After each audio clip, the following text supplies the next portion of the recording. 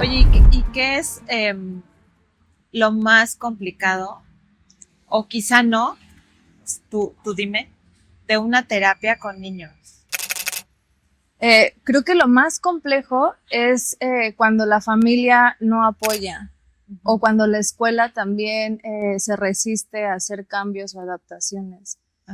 Porque a veces creemos que los niños son el problema, ¿no? O que el niño tiene que cambiar absolutamente.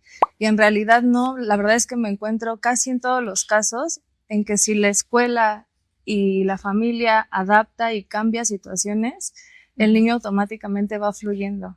Ajá. Entonces, eso es lo que me topo, me parece muy complicado sensibilizar esos dos contextos para que el niño vaya fluyendo. Claro, porque lo que existe en las familias es como nuestras costumbres, ¿no? Y también nuestra cultura. Supongo que te enfrentas como a algunas ciertas barreras en esto. O cómo funciona. Explícanos un poquito. Sí, pues existen muchas barreras, claro, y desde la familia, ¿no? Que fue criada de manera muy distinta y estuvo expuesta a muchas situaciones distintas a las que están viviendo los niños ahora. Y quiero decirte, por ejemplo, también las redes sociales, el internet, sí. Eso bombardea nuestra infancia, nuestra adolescencia. Y a veces también el contexto que está viviendo la familia en donde ambos tenemos que trabajar, desafortunadamente descuidamos mucho a nuestros niños, ¿no? Y los dejamos expuestos a estas redes que les dan información que en verdad no es real, que ven muchas cosas que creen ellos que sí son y en realidad son mentira. Y entonces se van formando en eso y los papás no nos damos cuenta. Y justo llegamos a situaciones tan complicadas que justo llegan a terapia gracias que se dan cuenta para que lleguen a terapia, ¿no? Y lo podamos ir trabajando. Pero hay veces que no se da cuenta aún. Y vas avanzando y vas creciendo y el niño va desarrollándose y llega a situaciones bien complicadas.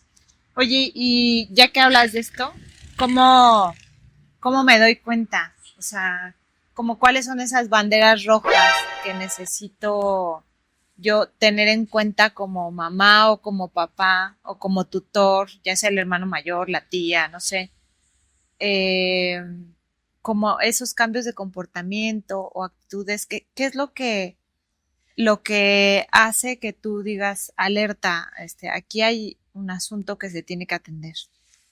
Pues yo creo que cada familia conoce muy bien a sus hijos, ¿no? Como especialista te puedo decir muchas cosas, pero primero debes de abrir los ojos tú como adulto que estás alrededor de tu hijo. Cada niño es diferente, cada adolescente es distinto, pero sí puedo decirte que hay situaciones que nos pueden preocupar si existen en diferentes contextos, ¿no?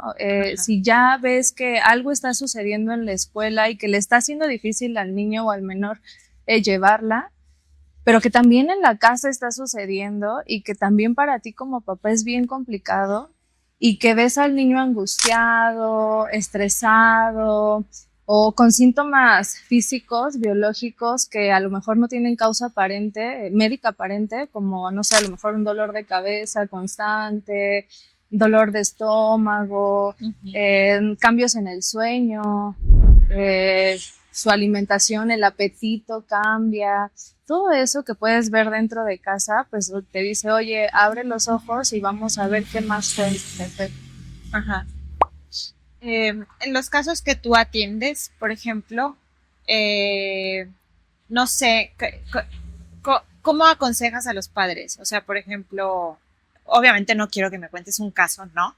Pero sí que nos pudieras compartir una situación, o sea, por ejemplo, si tu hijo presenta, no sé, colitis, o sea, tiene 6 años y tiene colitis, no es algo normal. You what? O sí, o no lo sé, ¿no? O sea, o sí porque la alimentación ya cambió, o no porque a pesar de que la alimentación ya cambió, pues es un niño, o sea, debería de estar relajado, cosas así. Claro. Cuéntanos un poquito de eso. Pues siempre les pido a los papás que descartemos justo lo médico. O sea, yo no puedo saber o irme directamente a lo psicológico si lo médico no está descartado. Por lo tanto, siempre les pido a los papás que vayan con su pediatra o con algún especialista directo a lo que está presentando un niño, ¿no? Por ejemplo, no sé, te puedo decir un niño que tiene escapes de orina constantemente, ¿no? Y tiene situaciones que a lo mejor la mamá puede decir, es que creo que sí es psicológico, ¿no? Es que creo que sí se pone muy nervioso y creo que hace cosas y no se da cuenta y entonces ya se hizo del baño, ¿no? Entonces, sí puede ser por ahí, pero antes yo tengo que trabajar en conjunto con un médico para que me diga, sí, no hay nada biológico, y entonces sí, la parte de la psicología puede entrar, pueda evaluar de manera integral y entonces intervenir en conjunto, en equipo. Ajá.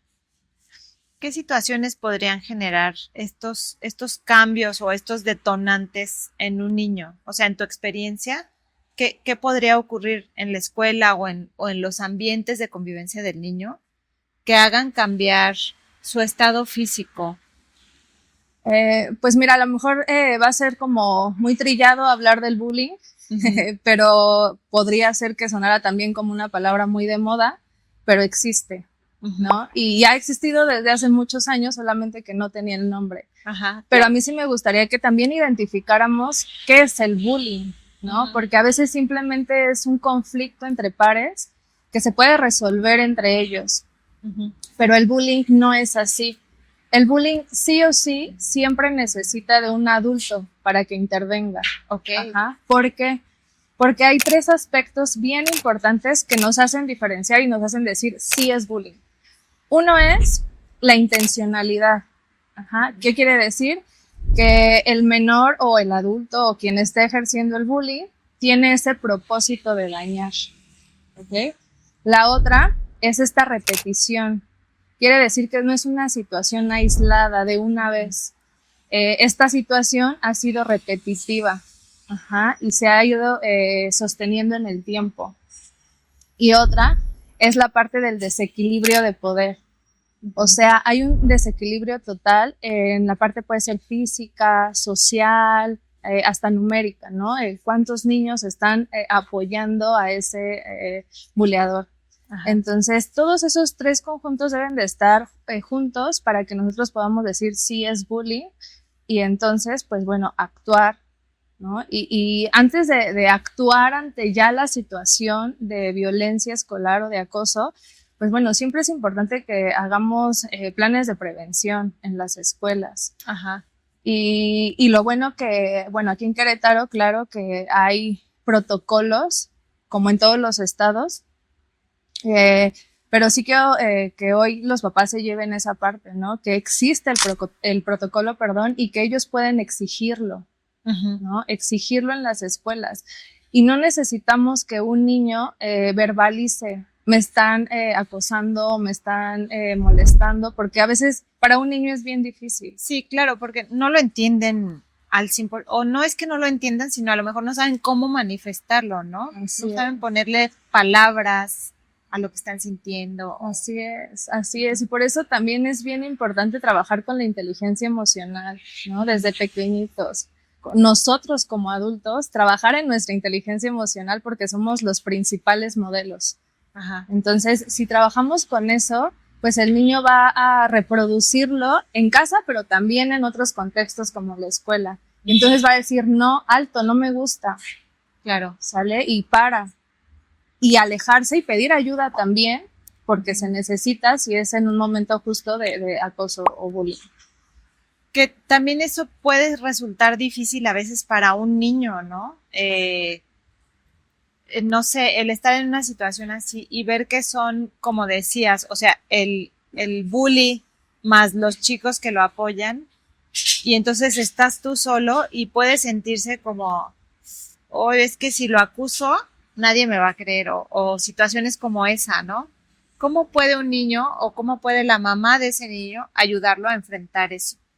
Bueno, pues les recomiendo mucho a mis pacientes una técnica de role playing, ¿no? Actuar frente al espejo. Siempre obviamente escuchando a tu hijo y antes de darle soluciones o tratar de resolverle la situación, escúchalo, ¿no? Valida lo que está sintiendo, porque a veces tiene tanto miedo también de decirnos a nosotros como familia. Ajá. que se detiene tanto y no llegamos a escuchar eso que está viviendo. Pero por eso también trabajar con la comunicación asertiva, activa en la familia es bien importante. Ya que el niño te está mencionando lo que está viviendo en la escuela, entonces, pues bueno, pregúntale, oye, ¿tú qué quieres hacer? ¿Qué te gustaría hacer? ¿No? Y entonces cuando tú lo escuches, puedes ahí irlo guiando, ¿no? Y entonces pasar a este role-playing que te digo, de ponerte en el espejo y decirle, yo lo haría así, ¿va? Y me pongo yo como mamá frente al espejo y lo hago, ¿no? Hey, ¿qué te pasa? ¿Te sientes bien haciéndome esto? ¿No? Entonces, frases muy cortas, como muy concretitas, para que el niño sepa cómo puede sí hacerlo, ¿no? Y luego te toca a ti. No lo debes de hacer como yo lo hice. ¿Tú cómo lo harías? Entonces, que lo haga frente al espejo. Y lo practican una y otra vez para que cuando se encuentre en el momento, él pueda hacerlo. Y a lo mejor no le va a salir como lo hizo en su casa, pero lo va a intentar. Y en ese momento, justo como es un bullying y hay un desequilibrio de poder, no se recomienda que le digas, ignóralo. O no se recomienda que le digas, defiéndete. ¿No? Eso es un punto bien importante porque cuando hay desequilibrio de poder, esto aumenta. El bullying aumenta en realidad y los ponemos en peligro porque hay un desequilibrio. Y si es físico y si él se defiende también con el golpe, pues entonces vamos haciendo una cadena, ¿no? Y también te vuelves parte de la violencia. Sí, digamos que te puede abrazar la violencia, ¿no? Así es. Y no hallarás cómo soltarla. Así es. Oye, y cuando mi hijo es el bullying, ¿qué sucede, Carla? Supongo que esos también son casos muy difíciles para ti. Claro. Y casi, fíjate que casi no lo preguntan, pero es algo que debemos de saber, ¿no? Y que debemos de observar, porque si nuestro hijo está siendo el que se está comportando de esa manera, hay algo en él que está sucediendo y que también se tiene que trabajar, ¿no? Y ahí vuelvo a retomar la parte de la comunicación. Siempre es importante sentarte con tu hijo, y hacerlo un momento formal, ¿no? Oye, necesito hablar contigo, me enteré de esto, quiero escucharte, ¿no? Antes de atacarlo y decir, me dijeron esto y tú hiciste esto, no, te escucho, ¿no? Y quiero saber por qué. Cuando lo escuchas, entonces pues puedes decirle, oye, yo sé que tú no eres una mala persona, yo sé que tú a lo mejor lo hiciste por alguna razón, pero sí quiero decirte que esto no lo permitimos, ni aquí en casa, ni en la escuela. Entonces me encantaría que modificaras esto ahora, sí o sí, y que remediaras la situación. Ahora, ¿cómo la vas a remediar? Y siempre escucharlos. Cuando hay una respuesta del adolescente o del adulto, es mucho mejor. En vez de que tú le resuelvas o le digas. ¿Sí? Cuando, también en un grupo de niños, o sea, hay un programa finlandés también que trabaja mucho con eso. No le des tú la respuesta al adolescente o al niño. Haz que ellos den la respuesta o la solución. Y así es más eficaz. Ok. Así aprenden, ¿no? Así es. O ellos generan la propia solución. Exactamente. Sí, y porque cuando es impuesto por un adulto, tú sabrás, ¿no? Que es más difícil y más evaden ese tipo de respuestas. Pero mejor que ellos encuentren la solución. Y si les está costando, puedes irlos guiando, claro que sí, el adulto que está alrededor. Pero siempre es mucho mayormente eficaz que el niño o el adolescente dé las respuestas. Oye, me llama mucho la atención esto que comentabas hace unos momentos sobre el hecho de que el bullying va escalando. ¿Hay algún nivel en el que, o sea, es peligroso desde el inicio, ¿no? Eso me queda claro. Pero quiero pensar que es peligroso en el inicio, sin embargo es más fácil regresarlo, ¿no? ¿Hay algún nivel o hay algún nivel, momento en el que el bullying ya te genera un daño tal que es demasiado complicado? Bueno, lo que sí debemos de saber es que desde que está en el conflicto, en donde se puede resolver con pares, necesitamos observarlo, ¿no? No lo vamos a dejar así como así, o sea, sí dejamos que los menores lo resuelvan pero tenemos que seguir observándolo. Sí. Si pasa y se repite, bueno, se convierte en acoso o bullying. Ahora, si esto no se atiende, digo, no tengo un nivel, pero si no es atendido y vamos avanzando sin ayuda, sin intervención adecuada en todos los contextos, pues bueno, claro que podemos llegar a situaciones muy preocupantes como depresión, ansiedad crónica, hasta intentos suicidio, ¿no? Suicidio, perdón. Imagínate, o sea, llegamos a situaciones que ya a lo mejor es bien complejo de tener. Por eso es tan importante que actuemos como adultos y no lo dejemos pasar, porque si lo dejamos pasar, nos volvemos cómplices. Claro. ¿Sale?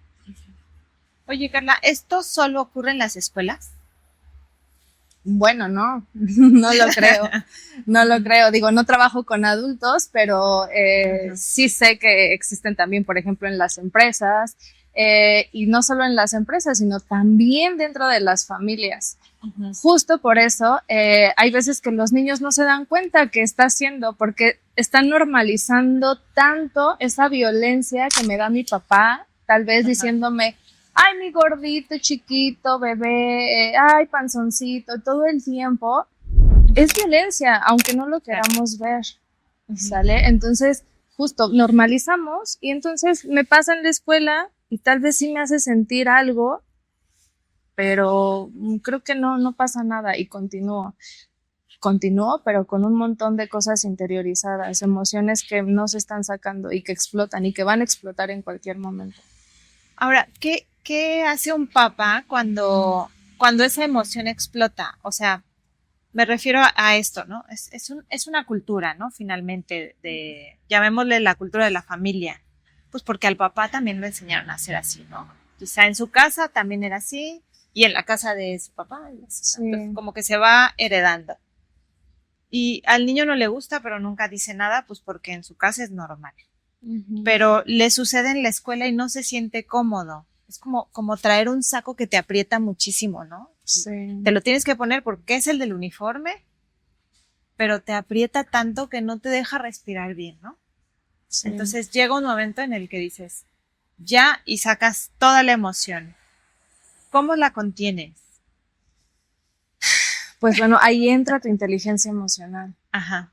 Y digo, con un adolescente a veces es tan complicado, pero si empezamos desde la infancia a validar justo, a escuchar qué están sintiendo, a lo mejor a ponerle nombre a la emoción, no a lo mejor, creo que es fundamental, porque a veces ni nosotros como adultos sabemos qué estamos sintiendo, ¿no? Entonces, empezar por tu emoción y decirle, oye, me siento preocupado porque te veo de esta manera. ¿Tú qué sientes? Yo te veo triste, ¿es cierto? ¿No? Ponerle ese nombre hace la diferencia. Okay. ¿No? Y entonces también enseñarle cómo sí puedes expresar la emoción, cómo puedes llegar a no explotar. Ajá. ¿Sale? Explotas, pero bueno, aquí yo les enseño una regla básica a los niños y adolescentes. Puedes sentir cualquier emoción, la que sea, pero lo que sí no se puede hacer es dañar a los demás y dañarte a ti mismo. ¿Sale? Y esa regla es importante que la recordemos todo el tiempo y que se la recordemos todo el tiempo. Claro. ¿Sale? Estoy aquí contigo. Estás explotando en este momento. Estoy contigo. A lo mejor necesitas un espacio, ¿eh? Y eso es lo que sucede mucho ya con adolescentes y también ya 7, 9 años, ya empiezan que los niños quieren su espacio, lo necesitan. Entonces sí le puedes decir, está bien, qué bueno que busques tu espacio y eso es correcto, pero estoy aquí por si me necesitas.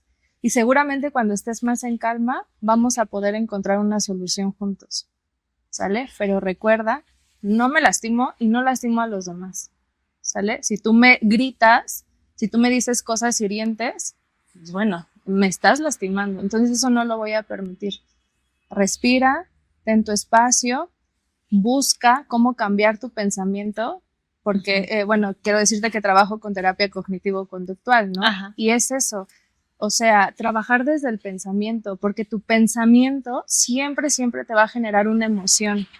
Y esa emoción que estás sintiendo te va a generar una conducta, algo que la mayoría ve, ¿no? como pegarle a la puerta o rascarte demasiado, conductas autolesivas que vienen desde el pensamiento. Por eso es tan importante trabajarlo. Ok. ¿Y cómo va avanzando esta terapia? O sea, no quiero decir que sea fácil o que ya desde la primera vas a empezar a transformar o así, sino ¿qué es lo que vas trabajando? O sea, hablemos un poquito ya más de lo que es el trabajo en consultorio. ¿Cómo es una terapia? ¿Entra el niño con el papá o no? A veces sí, a veces no.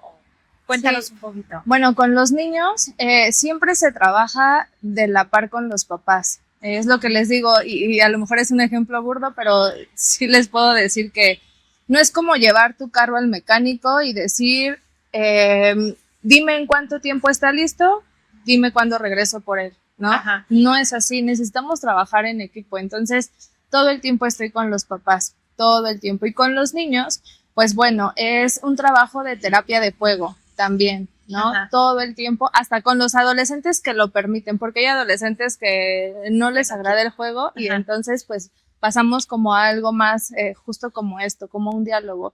Uh-huh. Pero con los niños todo el tiempo, es un juego, porque proyectan mucho de las situaciones que están viviendo. Ajá. Y justo ahí vamos esperando respuestas que él puede dar ante situaciones que le parezcan conflictivas, ¿no? O que a la familia les parezcan conflictivas, porque sí, normalmente no sale verbalmente del niño, pero a través del juego vamos viendo muchas situaciones que nos vamos dando cuenta. Y justo le digo yo a los niños también y a los adolescentes, este espacio es para ti, ¿sale? Tú y yo estamos aquí porque quiero que sepas que puedes confiar totalmente en mí, ¿sale? Lo que tú me digas no va a salir de este espacio, ni con tus papás, ajá, ¿vale? A menos que tu vida corra peligro, ¿no? Y que yo crea o considere que necesitamos apoyo de tus papás, ¿sale? Y antes te voy a decir a ti, oye, ¿podemos juntos platicárselo a tus papás para que nos ayuden? Y entonces, si tú me dices que sí, lo vamos a hacer. Si no, vamos a buscar una solución para que podamos comunicarlo de alguna manera, ¿ok? Ese es el trabajo que se hace. Uh-huh. Y bueno, todo el tiempo, cuando es necesario, involucro a la familia, a la escuela. Uh-huh. La escuela para mí es un punto bien importante. Si no trabajo con la escuela, a veces el proceso se queda como muy atrás y no avanzamos. Casi en todas las escuelas me dejan ingresar, me dejan observar. Te digo casi en todas porque sí me he encontrado con escuelas que no permiten la observación dentro de las aulas. Y entiendo también, puede ser por muchas situaciones, pero para mí es de verdad oro cuando puedo entrar a las escuelas y ver qué es lo que está sucediendo, qué adaptaciones podemos hacer para que el niño vaya fluyendo. Entonces, siempre la entrevista directa o a lo mejor por Zoom o algunas situaciones para que yo tenga información de la escuela, del contexto escolar, fundamental para mí. Para ir cerrando ya este capítulo, Carla, ¿cuáles serían para ti como este checklist de un ambiente adecuado, seguro, cómodo, para un niño o un adolescente, tanto en casa, o sea, o si quieres primero en casa y luego en la oficina, te iba a decir, en la escuela? Sí. El niño con su portátil. No, en casa y en la escuela. Sí, pues bueno, creo que siempre es importante, para mí las emociones es lo primordial, ¿ok? Si tú validas a tu hijo, si lo escuchas, da apertura para que él pueda tener la confianza de decirte lo que piensa y siente. Ajá. Pero no solo eso, sino que también tú tengas la confianza como mamá, como papá, de decirle lo que estás pensando y sintiendo en ese momento, porque llegas de un día fatal de trabajo, uh-huh, y llegas explotando y no le haces caso y lo ignoras y gritas porque no hizo las cosas a la primera. Digo, eres ser humano y pasa, ¿no? Y a todos nos pasa, me ha pasado. ¿no? Pero qué tan bien es que tú le digas a tu hijo, oye, ¿sabes qué? Tuve un día bien difícil, me siento bien cansada, me siento preocupada, ¿me das un momento para respirar, mi amor? Y ahorita regreso, te lo prometo, ¿no? Y date ese espacio que necesitas porque eres ser humano. Y tu hijo, ahí le enseñas que está bien sentir las emociones, que no dañas a los demás por sentir tus emociones, que necesitas tu espacio, pero que vas a regresar, claro, porque son una familia y necesitan ser escuchados entre sí. Eso me parece fundamental. ¿Y en la parte de la escuela? Ahora, en la escuela creo que necesitamos ser bien objetivos. Me regreso a las emociones. Trabaja como docente en tu inteligencia emocional, ¿sale? Puedes traer muchas situaciones de tu casa, pero ahora vienes a la escuela y es otro contexto en donde los niños requieren de esta estabilidad emocional de ti como adulto, ¿no? Entonces, expresa tu emoción, pero no lastimes a los niños. Me he encontrado con muchas escuelas que lastiman, ¿no? Lamentablemente, tristemente, por una sola palabra que se repite constantemente también. Claro. ¿No? Ay, tú no puedes. No, tú allá, siéntate allá porque no das. No lo logras. Ajá. ¿No? Ey, o sea, trabaja en ti para que puedas estar frente a un grupo de niños. Porque estás trabajando con la infancia y marcas, ¿no? Y sé un observador constante, activo, ¿sí? Y si algo te hace ruido, por mínimo que sea, atiéndelo. Ten comunicación con la familia, por más mínimo que sea, porque juntos, en equipo, van a resolver muchas situaciones que pueden ser chiquitas al momento, pero que se pueden hacer grandes en algún momento. Atiéndelo. Claro.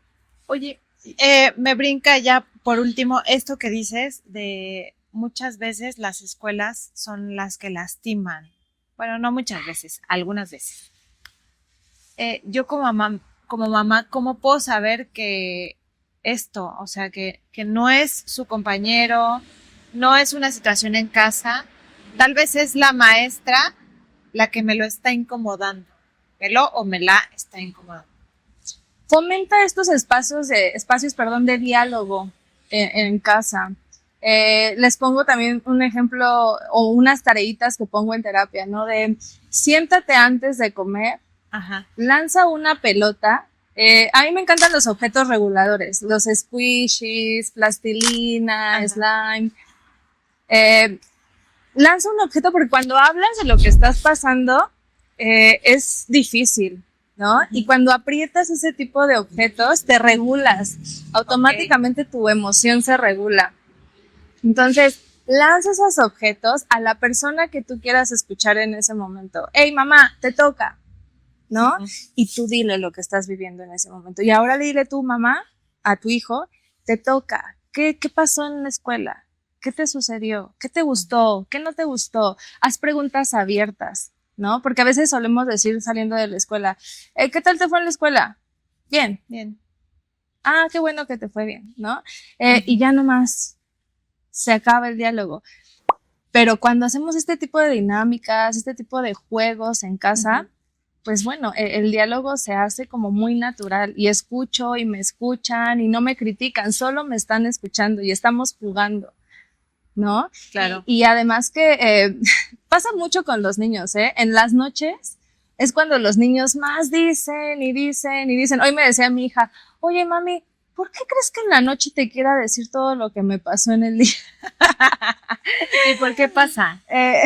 Pues fíjate que los niños se sienten tan en calma, tan relajados y todo se está trayendo a su mente en ese momento que, bueno, los niños te sienten tan cercana y entonces no hay nada, otro estímulo que los pierda y por eso es que ahí tienen tu atención total y te escuchan y los escuchas. Aprovéchalo. Y sé que a veces también es difícil, ¿no? Porque, no, ya duérmete, ya es bien tarde. Sí, no te vas a levantar. Sí, es bien complicado, pero dale 5 o 10 minutitos, aprovéchalo, escúchalo.